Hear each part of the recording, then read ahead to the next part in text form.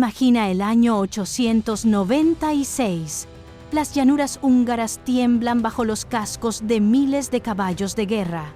7 clanes de magiares corren hacia el oeste, huyen de la guerra, en busca de una nueva patria, y delante de ellos vuela algo magnífico y aterrador, un halcón gigante, un ave monstruosa llamada Turul, que lleva en sus garras la espada del destino. De repente, el ave desciende sobre una colina junto al Danubio y deja caer su espada en la tierra. Esta es una señal. Aquí nacerá una nueva nación. ¿Pero a qué precio? En solo 100 años, estos feroces guerreros paganos que sembraron el terror en toda Europa se convertirán en uno de los reinos cristianos más devotos del continente. ¿Cómo sucedió esto? ¿Qué obligó a un pueblo que rezaba a los espíritus de los árboles y ofrecía sacrificios de sangre a sus dioses a arrodillarse ante la cruz? Esta es una historia de traición y fe, sangre y política, magia y poder. Esta es una historia de cómo nacen los reinos. Para comprender la magnitud de esta transformación, primero debemos entrar en un mundo que ha desaparecido para siempre. El mundo pagano de los antiguos magiares. Este era un mundo donde la frontera entre lo material y lo espiritual era delgada, casi transparente. Un mundo donde dioses y monstruos caminaban junto a los hombres.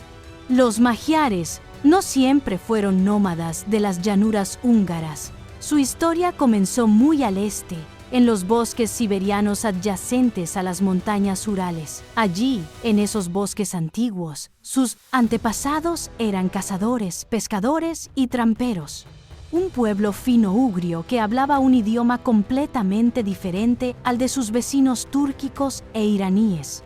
Pero un día, quizás a través del comercio de pieles, entraron en contacto con jinetes nómadas de las estepas. Y ese contacto lo cambió todo. Los habitantes del bosque salieron a las grandes llanuras y comenzaron a imitar el estilo de vida de sus vecinos nómadas. A lo largo de los siglos, los magiares se movieron lentamente hacia el oeste, mezclándose con tribus túrquicas e iraníes, absorbiendo sus palabras, sus costumbres, sus dioses. La evidencia lingüística es irrefutable. El idioma húngaro conservó sus raíces fino-ugrias, pero se llenó de préstamos túrquicos e iraníes, reflejando largos siglos de interacción. Incluso los nombres de muchos jefes de la era de la conquista tienen orígenes túrquicos, quizás reflejando años pasados bajo la hegemonía del Kaganato házaro. Para el siglo IX, los magiares ya no eran solo una tribu. Las crónicas hablan de 7 tribus magiares, pero los historiadores modernos creen que pudo haber hasta 18. Numerosos pueblos túrquicos e iraníes pequeños, como los cábares y otros, fueron absorbidos durante su largo viaje de migración desde los Urales. ¿Y qué mundo trajeron con ellos? Este era un mundo de chamanismo y animismo, un mundo donde los árboles sagrados y los manantiales eran objetos de adoración, donde los elementos de la naturaleza eran controlados por hechiceros especialmente entrenados que usaban artefactos misteriosos llamados piedras para hacer llover. Estos extraños objetos se han encontrado en toda Hungría, en excavaciones arqueológicas. Al igual que los pueblos del Cáucaso al este, los jefes libraban guerras para obtener los servicios de estos magos, que se creía capaces de invocar la lluvia desde troncos de roble consagrados. Imagina un mundo donde los jefes luchan no solo por tierra y oro, sino por la magia de los mismos cielos. Pero las piedras para hacer llover no son los únicos restos arqueológicos de este pueblo. A lo largo de la llanura húngara se han encontrado entierros tanto de élites como de plebeyos, llenos no solo de arneses de caballos, sino de cantidades asombrosas de riqueza y botín de tierras tan distantes como España, Italia, Francia, Alemania y el Imperio Bizantino. Incluso antes de que Turul anunciara su llegada al escenario europeo, grupos de magiares sirvieron como mercenarios en ejércitos de todo el continente. Lejos de ser un ejército unificado, varios grupos siguieron su propio camino, tallando senderos hacia la riqueza y la gloria a través del saqueo y el caos. A principios del siglo XV, los magiares todavía paganos se volvieron tan temidos y odiados como los nórdicos paganos que azotaban las costas de Escandinavia. Por supuesto, al igual que los escandinavos, no todos los magiares eran saqueadores, pero es por esta razón que una oración común de esa época terminaba con las infames palabras: Dios, sálvanos de las flechas de los magiares. El año 927, un misionero solitario se dirigió al norte desde la gran ciudad de Constantinopla. Su destino estaba en lo profundo de las tierras paganas a lo largo de la frontera del Danubio. Su nombre era Gabriel, y aunque no fue el primer servidor de Cristo en llegar a la región, los famosos Cirilo y Metodio, convertidores de los eslavos, habían llegado mucho antes que él. A finales del siglo IX, los tiempos habían cambiado. La tarea de Gabriel era increíblemente peligrosa: comenzar la conversión de los guerreros a caballo paganos que acababan de llegar de las estepas y ahora llamaban hogar a la región. Esta era una tierra de transición, un reino de muchos dioses. Gabriel tendría que lidiar con seguidores de Tengri, con adoradores del Dios del cielo, con veneradores de árboles sagrados. Obtenemos un breve vistazo a algunos rituales precristianos de los magiares cuando el cronista alemán contemporáneo, Widukind de Corvey, habla de perros cortados por la mitad en una asamblea para simbolizar el rompimiento de un juramento, una tradición encontrada entre muchas tribus de las estepas, simbolizando el destino de un perjuro. Durante este período, encontramos innumerables entierros paganos en toda Hungría, que proporcionan rica evidencia de la cultura precristiana, en forma de ropa, armas y joyas. Las tumbas excepcionalmente ricas encontradas en algunos sitios son sin duda los lugares de enterramiento de jefes y guerreros notables, aunque también se han encontrado tumbas más modestas en estilos similares. Como todas las tribus de las estepas, los arcos y flechas parecen haber sido el arma principal de elección, aunque también se encuentran a veces sables, lanzas y espadas. Los estuches de arco ornamentales decorados con oro, metales preciosos y tallados artísticos eran ricos símbolos de estatus y signos de poder. Curiosamente, aunque casi siempre se encuentran caballos en las tumbas, generalmente solo se entierran partes del caballo junto con toda la piel, posiblemente porque el resto del cuerpo se comía durante un banquete funerario. Quizás había simplemente una gran multiplicidad de creencias debido a la enorme diversidad de pueblos absorbidos en el conjunto durante el viaje de los magiares hacia el oeste. Los sitios de enterramiento nos dicen una cosa definitivamente. En la primera mitad del siglo X, las incursiones formaron la base de la riqueza y el poder en Hungría. Este período a menudo se conoce en las fuentes húngaras como el tiempo de las aventuras. Al principio, las campañas se libraron principalmente por razones defensivas. A principios de los 900, el nuevo reino eslavo cristiano de la Gran Moravia, que amenazaba a los magiares desde el oeste, fue destruido, deshaciendo así todo el trabajo de los misioneros Cirilo y Metodio. Al principio, el reino búlgaro en la frontera sur pagaba a los magiares para que no saquearan sus tierras, aunque más tarde los contrató como mercenarios. Con el tiempo, a mediados de siglo, quizás cuando se formaron lazos diplomáticos y comerciales, en lugar de capturar esclavos para venderlos a compradores extranjeros, los cautivos a menudo eran rescatados rápidamente de vuelta a su propio pueblo por dinero en efectivo. Pero todo estaba a punto de cambiar. El año 955 trajo la catástrofe. Una gran fuerza de guerreros magiares se dirigió hacia el oeste, más allá de las desoladas fortalezas quemadas de los moravios, a través de los bosques de Europa Central, hacia el corazón del emergente reino alemán. Sin embargo, esperándolos estaba un comandante militar experimentado y fundador de una de las dinastías más importantes de la Alta Edad Media, Enrique el Pajarero. La subsiguiente batalla de Merseburg fue un golpe aplastante para los magiares, quizás la derrota más significativa en una generación. Pero esto fue solo el comienzo. Para los 950, los magiares regresaron, devastando y saqueando Baviera, ahora gobernada por el hijo de Enrique, Otón el I. Aunque esta vez vinieron como aliados del hijo y tío rebeldes de Otón. Para 955, sus parientes regresaron al redil para luchar junto a él.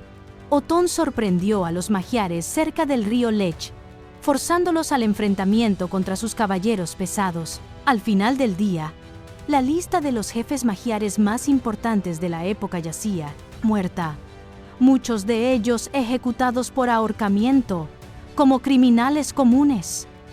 Entre los muertos yacía Bulsú, el mismo que una vez había aceptado el cristianismo bizantino.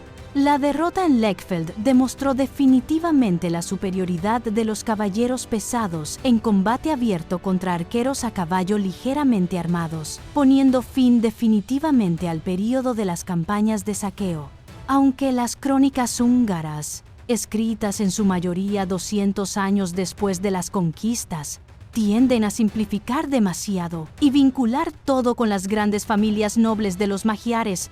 Parece que un miembro de la familia Árpád ahora llegó al frente, ejerciendo un poder significativo en los años siguientes, sin duda gracias a las muertes de tantos rivales.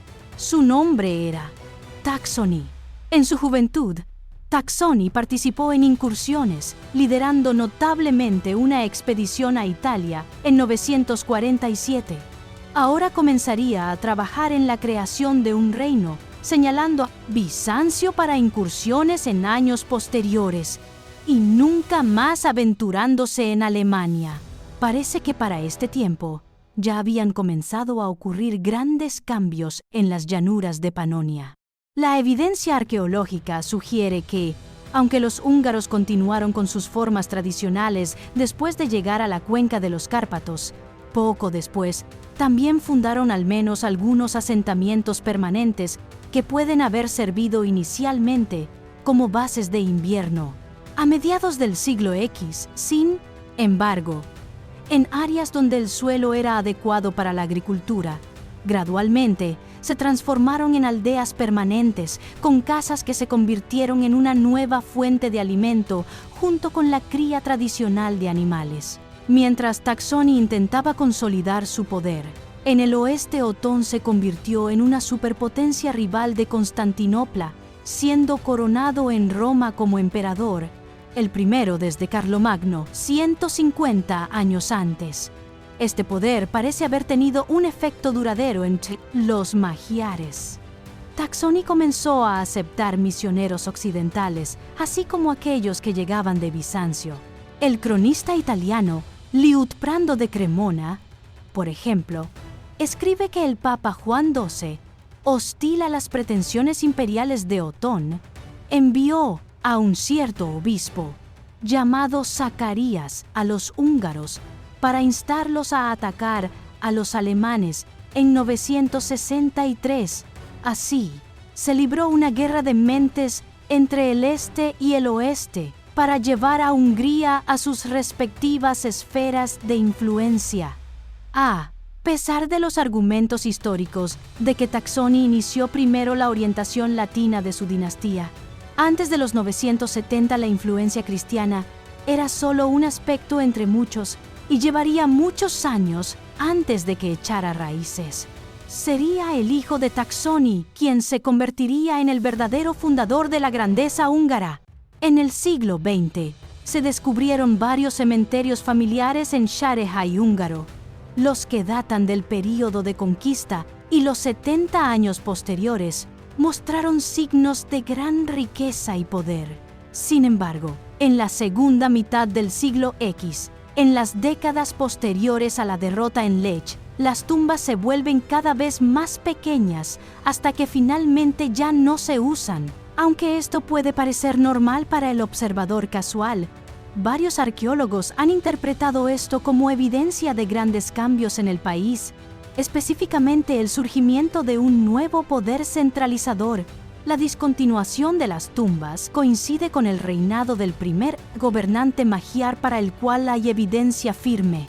Su nombre era Gesa. Sucediendo a su padre alrededor de 972, Gesa rápidamente se dio cuenta del vínculo entre la cristianización y la construcción del poder real centralizado, una tendencia por la cual se ganaría una reputación despiadada. Entre la multitud de títulos en Hungría en este momento, Gesa se destaca por encima del resto, Senior Magnus o incluso Rey. Poco antes de su muerte, Taxony arregló una alianza matrimonial rentable para su hijo con Sarold, hija de Gyula de Transilvania, uno de los magnates regionales más importantes de la región, dándole así a su hijo una firme base de poder. Otro matrimonio en 972 también envió ondas de choque por todo el continente. El hijo de Otón, Otón II, se casó con la princesa bizantina Teófano, uniendo así a los dos adversarios más poderosos de Hungría en una alianza, una situación que amenazaba al naciente estado. No está claro quién convirtió a Gesa, aunque está claro por qué lo hizo, intentando forjar una paz duradera con Otón y el Sacro Imperio Romano Germánico y así protegerse de Bizancio en el proceso. Un monje llamado Bruno llegó a Hungría alrededor de 972, enviado desde la corte de Otón, y al año siguiente, los legados húngaros estuvieron presentes en una conferencia celebrada por el emperador en Quedlinburgo. El obispo peregrino de Passau afirmó que alrededor de 5.000 élites húngaras convirtieron a principios de los 970, gracias a los misioneros occidentales. Aunque esto es casi con certeza una exageración, los detalles adicionales de que los esclavos cristianos ahora podían practicar abiertamente su religión pueden ser ciertos. Sin embargo, parece que Gesa fue el primero en apoyar a los misioneros occidentales en lugar de los ortodoxos orientales.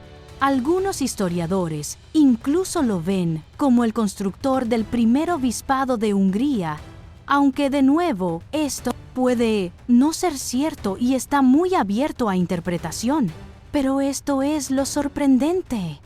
Gesa continuó sacrificando a los dioses paganos mucho después de su conversión.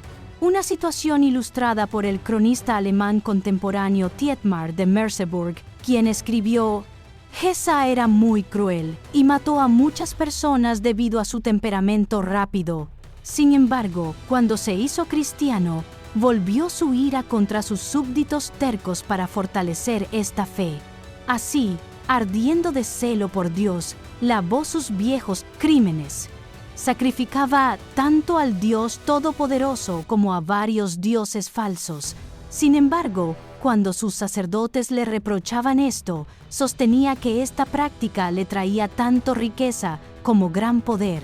A finales de los 990, al darse cuenta del poder que el cristianismo podía traer a través de su insistencia en el derecho divino de los reyes, el séquito militar de Gesa se convirtió cada vez más en la base de un ejército real. Podía contar con la lealtad de la mayoría de los señores regionales, y aquellos que lo desafiaban sufrían destinos sombríos.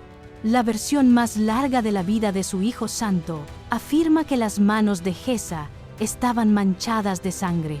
Leyenda oscura o verdad, Gesa supuestamente enterró vivo a Horka Obu, jefe de los pechenegos que se habían establecido en Hungría varias décadas antes.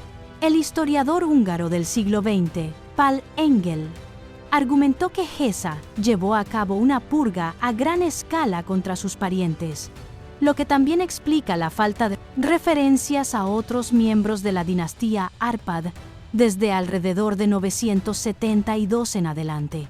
Innumerables señores regionales e incluso miembros de la familia fueron destruidos, y solo unos pocos, como Kopani, que continuó gobernando las partes del sur de Transdanubia, sobrevivieron a la masacre. a la masacre. Para los 980, Gesa nuevamente se volvió hacia la política exterior, aprovechando los conflictos internos que surgieron en el Sacro Imperio Romano Germánico después de la muerte del emperador Otón I. Gesa invadió Baviera en 983, apoderándose de la fortaleza de Melk. En 991, los bávaros finalmente lanzaron un contraataque que obligó a Gesa a retirar las fuerzas húngaras de los territorios al este de Viena. Sin embargo, logró ser reconocido como un poder serio. Para 996, se concluyó un nuevo tratado de paz con Enrique IV, primo de Otón y duque de Baviera. Gesa devolvió las tierras que había tomado, pero también arregló el matrimonio de su hijo mayor y heredero, que todavía llevaba el nombre Magyar Bach, con la hermana de Enrique, Gisela. Este fue un momento auspicioso, e incluso antes de esta alianza matrimonial, Gesa reunió a todos los señores del reino, obligándolos a prestar juramento, confirmando el derecho de sucesión de su hijo. Para el momento de la muerte de Gesa en 997, su hijo Bach estaba en una posición extremadamente favorable. Su esposa bávara a su lado, sin duda junto con un contingente de caballeros domésticos ahora leales a él, inmediatamente se dispuso a consolidar su gobierno. Pero como veremos, tenía mucho trabajo por delante. Gesa sabía que la transición al gobierno de su hijo sería difícil, ayudándolo tanto como pudo antes de morir al rodear las tierras de su principal rival Kopani con Seklis, pechenegos y otros turcos leales a él, y después de su muerte, el gobierno de su hijo Bach fue, en verdad, una toma de poder, contrario a la costumbre tradicional que sostenía que los miembros mayores de la familia debían heredar el trono, no el hijo. Kopani se levantó en revuelta, buscando legitimidad, al intentar casarse con la viuda de Gesa, Sarold, la madre de Esteban. Después de este feroz bautismo de fuego, Bach venció a Kopani. Según una fuente, envió las partes descuartizadas de su cuerpo a todos los rincones del reino. Un cuarto fue supuestamente enviado a su tío Yula, quien bastante rápidamente abandonó cualquier idea de rebelión. Disfrutando del apoyo de Alemania a través de su matrimonio con Gisela, las fuentes contemporáneas nombran a varios caballeros occidentales al servicio de Bach, una fuerza que usaría para romper el poder de los señores locales. Finalmente, en el cambio del milenio, se dice que Bach recibió una lanza sagrada de Otón y una corona del Papa, el hombre promovido por Otón III, nacido de Bizancio y Roma, para ayudarlo a inaugurar el nuevo reinado de lo que veía como el último emperador romano. Aunque la historia de la corona puede haber sido inventada por el escritor Hardbeck cuando escribió la vida de su santo en 1100, el giro trascendental de los acontecimientos al final del primer milenio no puede ser exagerado. Justo cuando Bach se convirtió en el rey, Esteban, el duque Boleslao de Polonia, juró lealtad, convirtiendo a ambos hombres en reyes.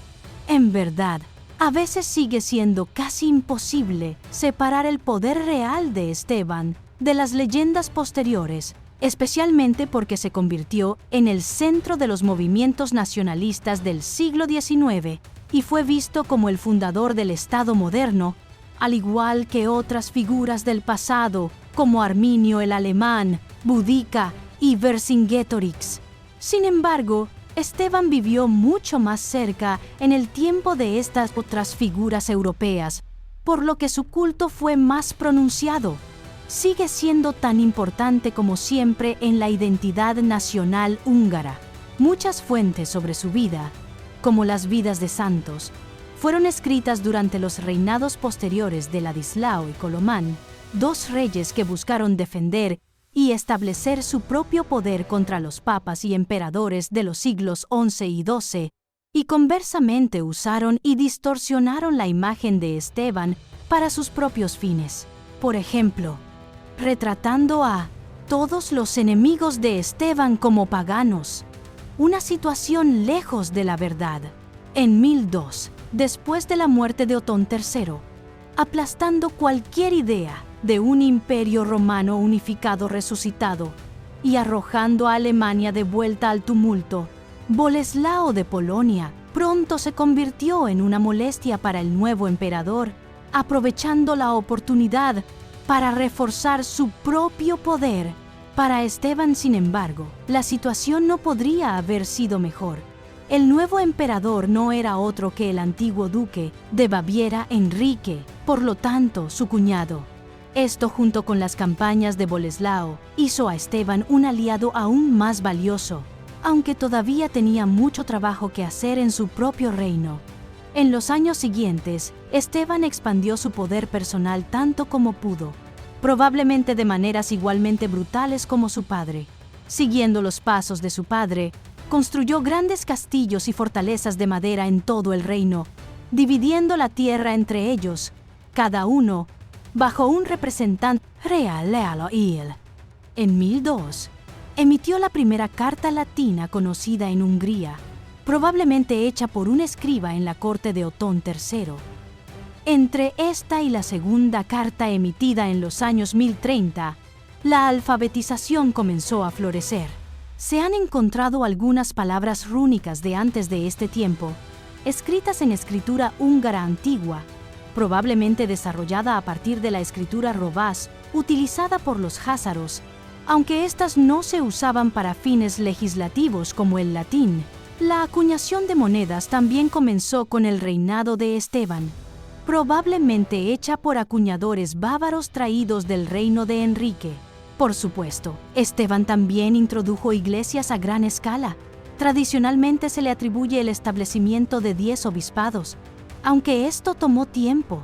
Según sus cartas legales, vino la estipulación de que cada 10ª aldea tenía que construir una iglesia, que él y sus obispos luego proporcionarían con vestimentas, objetos litúrgicos y libros, aunque se desconoce en qué medida esto se hizo cumplir, y casi nada queda de estas iglesias tempranas construidas de varas y barro.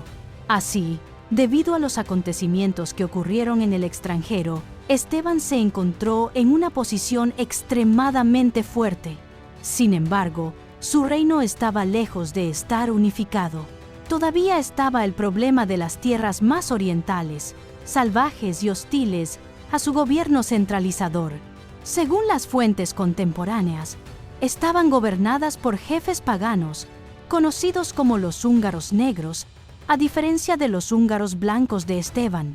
Desde la época de Gesa, supuestamente había habido 2 Hungrías. Los pueblos orientales supuestamente consistían en magiares, así como tribus auxiliares que se unieron más tarde, como los sekelis, pechenegos y cávares. En su mayor parte, todavía vivían en la región transcarpática de la actual Rumania. Pequeños grupos independientes se formaron aquí bajo el control de gobernantes como Gyula y Atum. Su importancia puede ilustrarse por el matrimonio de Gesa con uno de ellos. Aunque los húngaros negros a menudo se retratan como paganos recalcitrantes, en realidad la expansión fue un medio para expandir el poder real más que religioso, y probablemente había paganos y cristianos en ambos lados. En 1003, una crónica recuerda la derrota de los sekelis, aunque Ahtum, un cristiano bizantino que probablemente disfrutaba del apoyo del imperio, permaneció demasiado poderoso para atacar, sobreviviendo como gobernante independiente hasta finales de los años 1020. Aunque la leyenda mayor de San Gerardo lo describe como políticamente dependiente del imperio, la Gesta Hungarorum también describe la derrota de Esteban de un gobernante llamado Kian, que pudo haber sido un príncipe búlgaro independiente que gobernaba en Transilvania. Aunque no se desarrolló ningún gran centro comercial durante un tiempo, los centros reales en Esztergom, que recibió su propio arzobispado en Ermil, y Székesfehérvár eran ciudades importantes y sedes principales del rey. Los tiempos estaban cambiando muy rápidamente, y para principios del siglo XI, la agricultura dominaba gran parte de las llanuras, eventualmente reemplazando completamente el nomadismo con cultivos cultivados como centeno, cebada, avena y mijo. Como la mayoría de los pueblos de las estepas, los herreros siempre habían desempeñado un papel importante en la producción de arreos de caballos y armamentos para los magiares. Y ahora exportaban sus productos a un mercado más amplio, vendiendo artículos en toda Europa.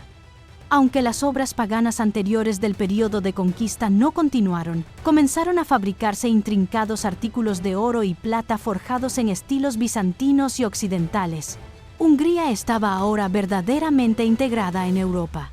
Aunque la familia de Esteban gobernaría Hungría hasta la extinción de su clan, a principios del siglo XIV, en los años inmediatamente posteriores a su muerte, la situación política casi colapsa.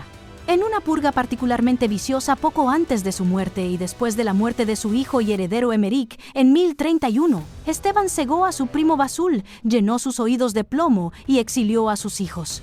El sucesor que eligió fue el marido veneciano de su hermana, Pedro Orseolo. Pedro Orseolo gobernó con éxito durante un tiempo, pero después de tanta muerte, un ajuste de cuentas se avecinaba. En 1041, Pedro fue derrocado por un gobernante llamado Samuel, posiblemente miembro de la tribu Cávar. En 1044, sin embargo, fue derrocado y asesinado con apoyo alemán, y Pedro fue restaurado al trono. 2 años más tarde, en medio de una gran última revuelta pagana contra las reformas de Esteban, otra guerra atravesó el país. Pedro fue derrocado por última vez. Esta vez un miembro de la línea Árpad ascendió nuevamente al trono. Andrés, hijo del mutilado Vasul, quien gobernó durante otros 14 años. Curiosamente, Andrés fue restaurado al trono con la ayuda de un grupo de exiliados anglosajones, hijos del rey Etelredo el Indeciso, ilustrando así los lazos diplomáticos de largo alcance del nuevo reino. Después de la muerte de Andrés, en 1060, estalló otra revuelta pagana, y la inestabilidad reinó hasta bien entrada la década de 1070. En su mayor parte, Hungría era ahora un reino cristiano, aunque la erradicación de los rituales paganos preocupó a los legisladores hasta bien entrado el siglo XII. Pero los viejos dioses no se fueron en silencio, lucharon. La sangre fluyó en los altares tanto de Cristo como de Tengri. Los bosques sagrados ardieron, pero los chamanes todavía susurraban en las sombras. El cristianismo ganó, no porque fuera verdadero, ganó porque les dio a los reyes un poder que los viejos dioses no podían dar. El poder de unir, el poder de construir imperios, el poder de gobernar no a través del miedo a los espíritus, sino a través del miedo a un solo Dios y sus ungidos en la tierra. Para finales del siglo XI, la Hungría pagana estaba muerta, pero su fantasma permaneció en los nombres de ciudades, en cuentos populares, en símbolos que los húngaros llevan hasta el día de hoy, y sobre todo en Turul, ese gran ave del destino que todavía se eleva sobre la conciencia húngara, un recordatorio de tiempos cuando los dioses caminaban junto a los hombres y las fronteras entre mundos eran delgadas como el humo. Esta es la historia de Hungría, la historia de un pueblo que cruzó un continente, llevando consigo a los dioses del bosque y la estepa, solo para renunciar a ellos por una nueva fe, un nuevo Dios, una nueva forma de ser. Esta es una historia de cómo las espadas se convierten en cruces, cómo los nómadas se convierten en reyes, cómo los guerreros paganos se convierten en santos, desde los bosques siberianos hasta las llanuras húngaras, desde los tambores chamánicos hasta las campanas de la iglesia. El viaje de los magiares no fue nada menos que un milagro de transformación. Turul, ese ave mítica, dejó caer su espada y en ese lugar nació un reino que existe hasta el día de hoy. Pero nunca olvides el precio. Miles murieron en las purgas de Geza.